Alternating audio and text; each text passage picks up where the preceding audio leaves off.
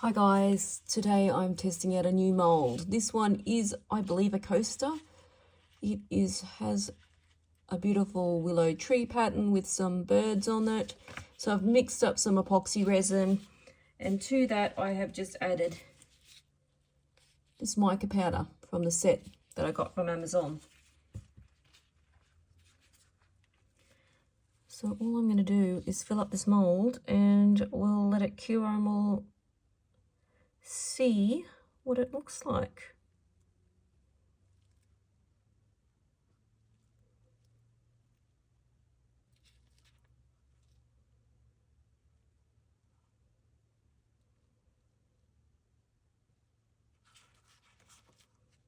Now I've mixed up 40 mils of epoxy resin, two-parted, and I think that's just the perfect amount. Okay.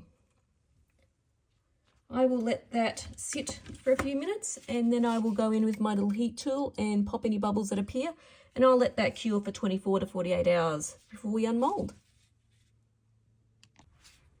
Okay, it has been 48 hours.